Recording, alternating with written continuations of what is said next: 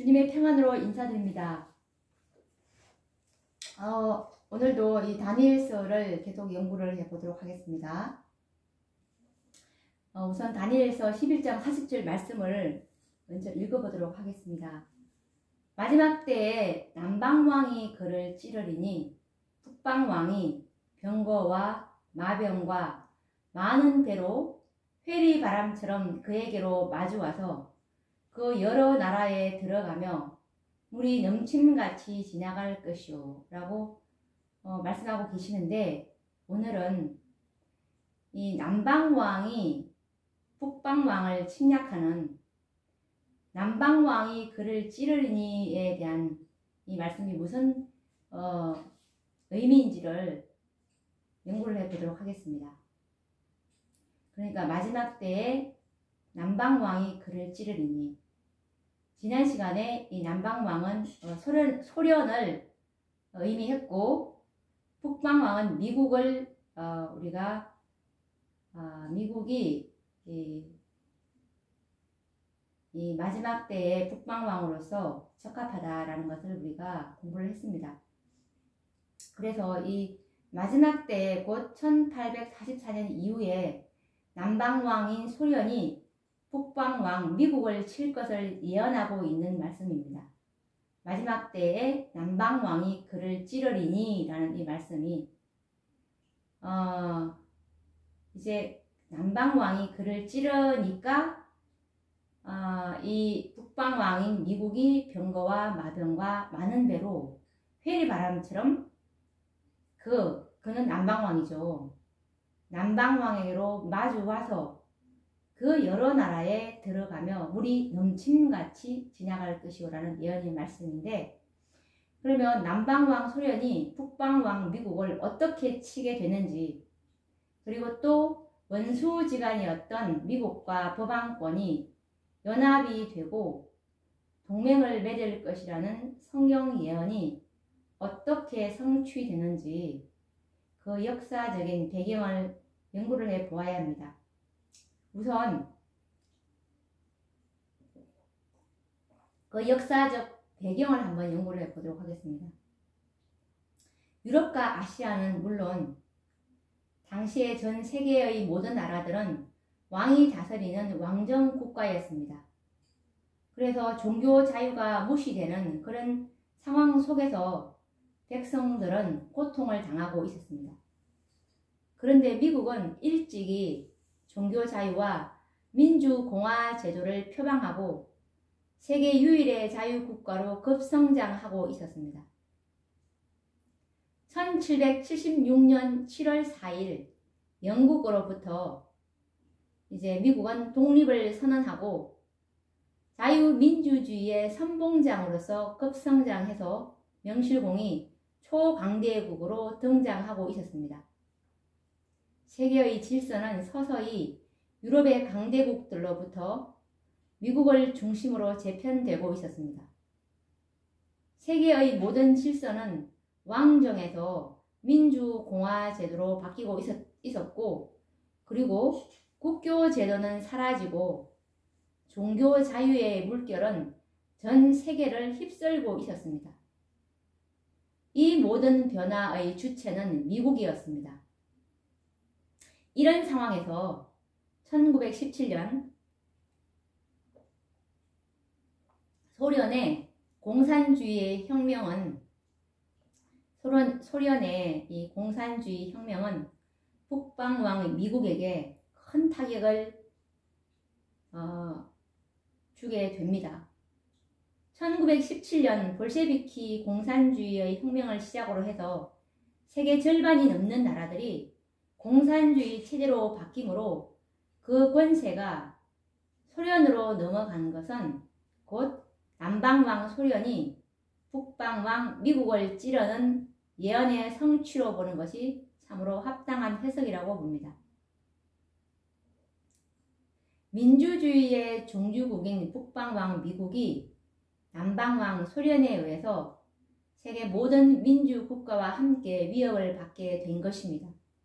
이처럼 남방왕 소련과 북방왕인 미국의 대결 구도는 그 그 이후에 반세기를 이제 지나오게 됩니다. 한편 법왕권의 형편을 한번 살펴보도록 하겠습니다. 법왕권은 1929년 라테란 협약 이후로 상처가 신속히 아물고 있었습니다. 종교개혁 운동으로 일취월장하던 개신교회가 교파 싸움과 세속주의에 치우쳐 있을 때 머리의 상처를 회복하기 시작한 법왕권은 신속하게 그의 권세를 확장하기 시작해서 동서양은 물론이고 전 세계에 그의 교세를 확보해 가고 있었습니다. 그러나 법왕권도 남방왕 소련의 공산주의 혁명에 의해서 크게 그 세력이 감소될 수밖에 없었습니다. 왜냐하면 소련이 점령한 공산국가들 중에는 대부분이 천주교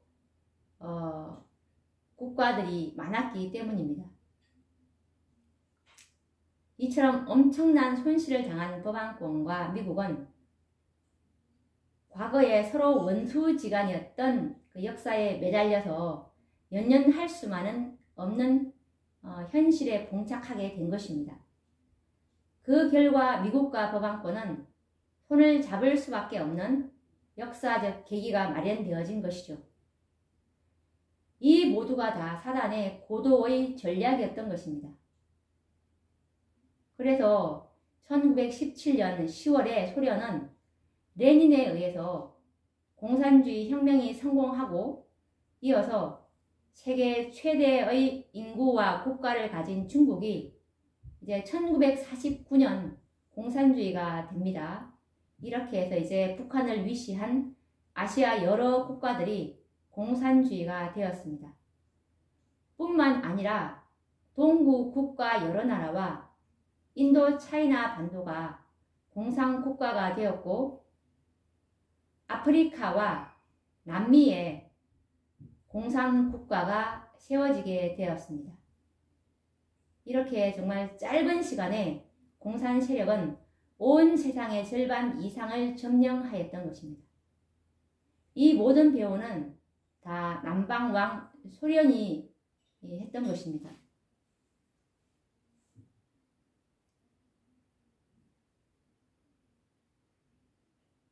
이렇게 해서 이제 미국과 법왕권이 연합을 하게 되는데 이것이 바로 요한계시록 13장 11절에서 15절 말씀에 대한 예언의 성취였던 것이죠.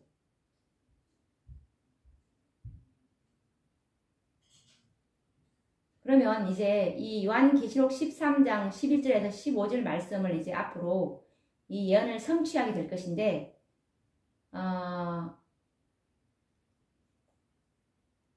우선 이 요한계시록 13장 11절에서 15절 말씀을 한번 우선 읽어보도록 하겠습니다.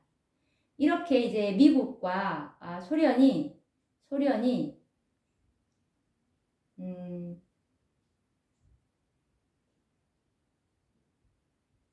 연합하게 되므로 어떤 예언을 이제 성취하게 될 것인지 한번 읽어보도록 하겠습니다. 요한계시록 13장 11절에서 15절 말씀입니다. 전혀 미국과 이 법왕권이 전혀 연합할 수 없었던 그런 두 존재였는데 참으로 이 공산주의라는 이 사상으로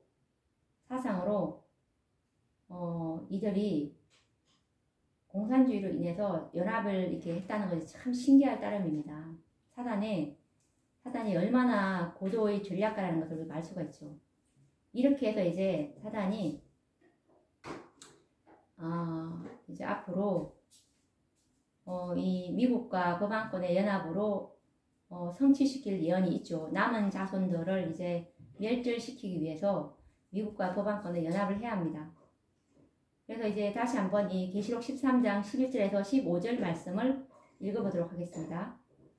내가 봄에 또 다른 짐승이 땅에서 올라오니 새끼 양같이 두 뿔이 있고 용처럼 말하더라.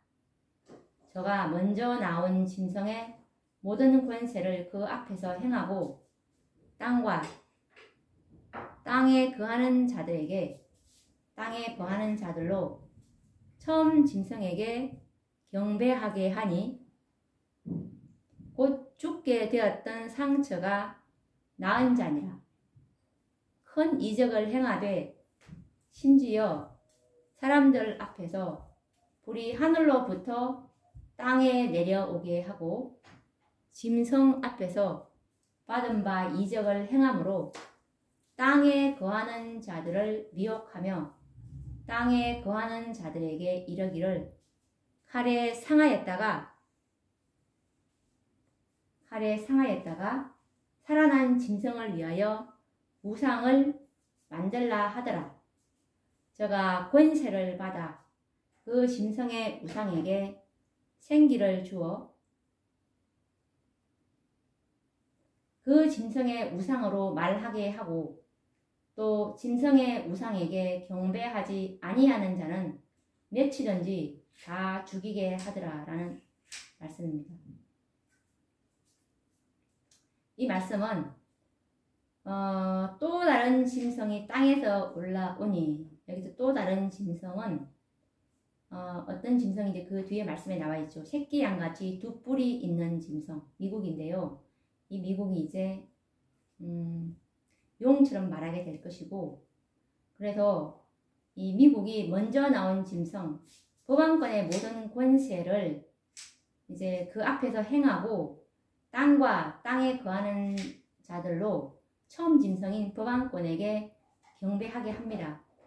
그리고 또 큰 이적을 행하게 되는데 심지어 사람들 앞에서 불이 하늘로부터 땅에 내려오게 할 것이고, 그리고 이 짐승인 법왕권 앞에서 받은 바 이적을 행함으로 땅에 거하는 자들을 미혹할 것이고, 그리고 땅에 거하는 자들에게 칼에 상하였다가 살아난 짐승, 로마 법왕권인데 이 법왕권을 위해서 우상을 만들 것입니다. 그리고 또 미국이 권세를 받아서 그 짐승의 우상에게 생기를 주고, 그리고 짐승의 우상으로 말하게 할 것이고, 그리고 또 짐승의 우상에게 경배하지 아니하는 자는 몇이든지 다 죽이게 할 것을 예언한 말씀이죠. 이 말씀은 이제 미국과 법왕권이 연합해서 동맹을 맺을 것에 대한 예언인데요. 이미 역사적 배경을 통해서 이들의 연합은 곧 사단의 고도의 전략에 의한 것이고, 이 전략에 의해서 미국과 법왕권은 손을 잡게 됩니다. 북방왕인 미국과 법왕권은 실제적으로 원수지간이었죠. 그래서 법왕권의 폭정을 견디지 못해서 신대륙으로 도망해서 세운 나라가 미국입니다.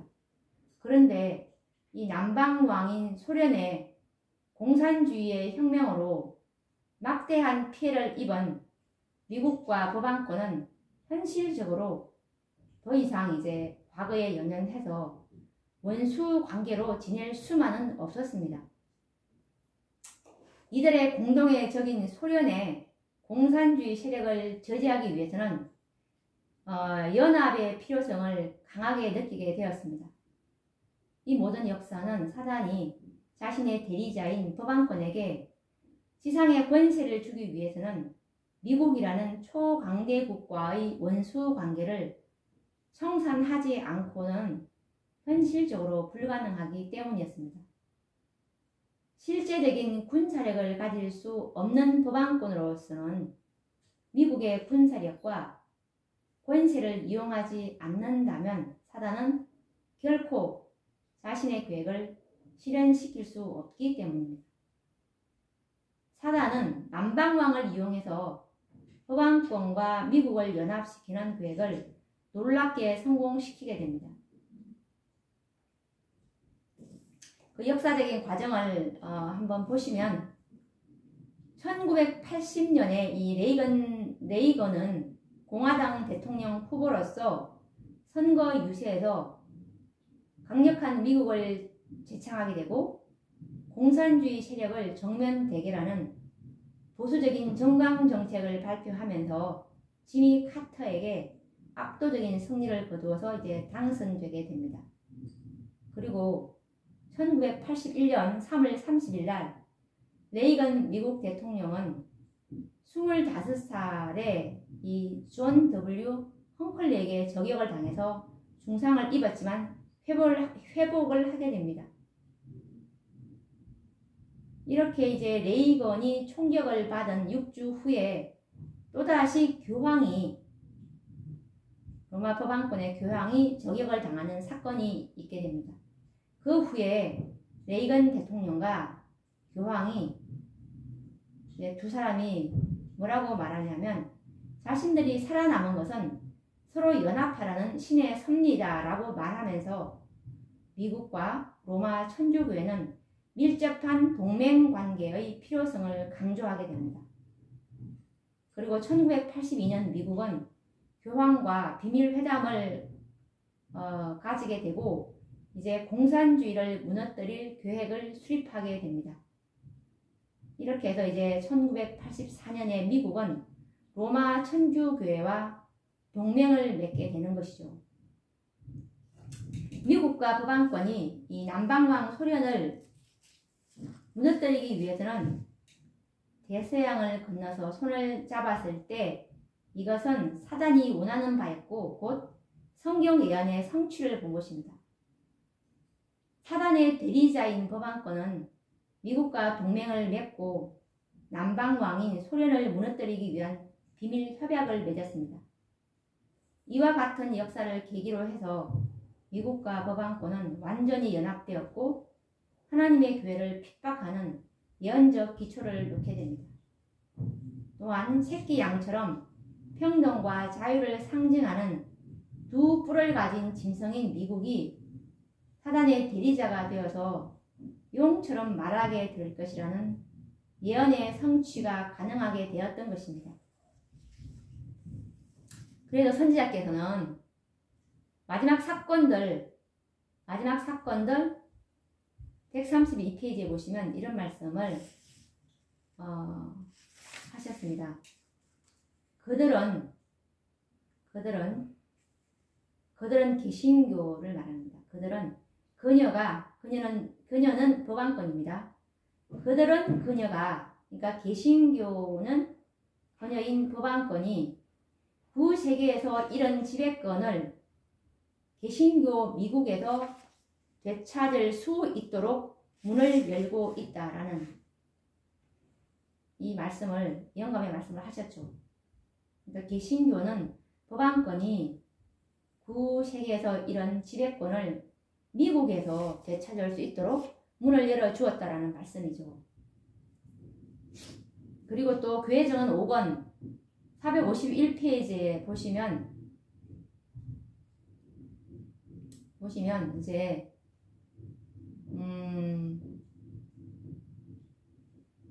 미국이 이 짐승인 법왕권을 위해서 이제 우상을 만들고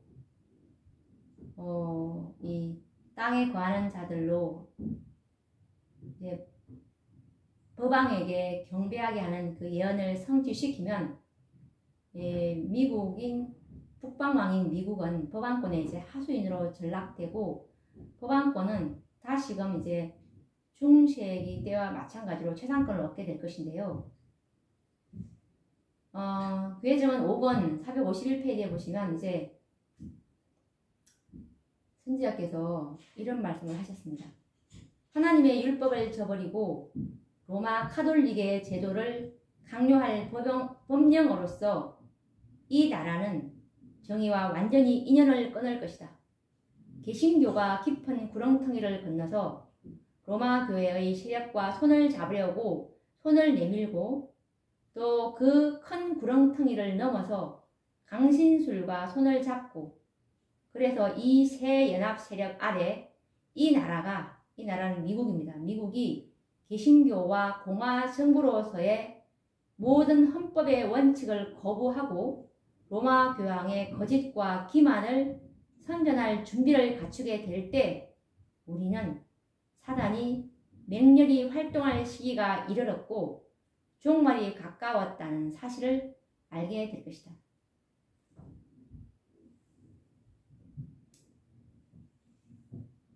앞으로 이렇게 이제 이런 이 미국이 아까 말한 것처럼 미국이 이 법안권을 위해서 우상을 만들고 그리고 이 땅에 거하는 자들에게 이 법왕에게 경배하게 하는 이 예언을 성취시키면 이제 미국은 법왕권의 하수인으로 전락이 됩니다. 미국이 지금 6번째 북방왕인데 7번째 북방왕인 법왕권이 이제 등극하게 되면 미국은 이제 법왕권의 하수인으로 전락되고 법왕권은 다시금 중세기 때와 마찬가지로 최상권을 얻게 되는 것이죠. 이때부터 이제 북방왕의 권세는 미국으로부터 법왕권으로 옮겨지게 되는 것입니다. 이 예언의 성취는 요한계시록 17장에 예언된 7째 왕으로 법왕권이 등장하게 되는 예언과 동일한 사건이 되는 것입니다. 요한계시록 17장 10절 말씀에도 동일한 말씀을 하고 계십니다.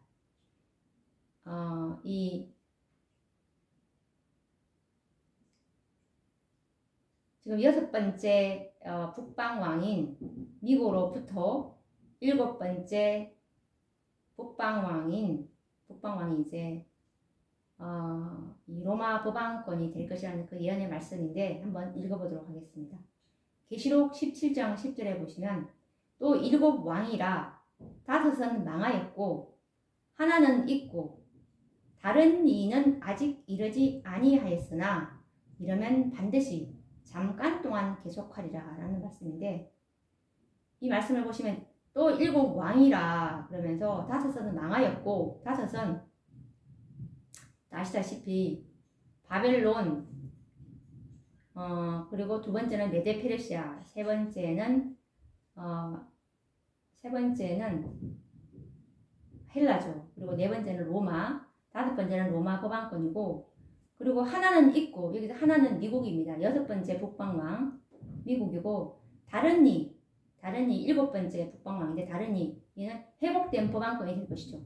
다른 이 7번째 북방왕 다른 이 회복된 법왕권은 아직 이르지 아니하였지만 이러면 반드시 잠깐 동안 계속하리라 라는 예언의 말씀입니다. 오늘도 우리가 다니엘서 11장 40절 아래 40절에 이제 미국과 이제 법왕권이 어떻게 동맹을 하게 되고 앞으로 이 미국이 법왕권의 하수인으로서 어떻게 전락이 되는지 그 자리를 북방왕의 자리를 7번째 북방왕인 로마 법왕권에게 내어줄 것을 이제 예언되어 있는 이 말씀 그리고 오늘 연구를 보았습니다. 그러면 또 다음 시간에 말씀을 또 계속 이어보도록 하겠습니다. 다음 시간에 뵙도록 하겠습니다. 감사합니다.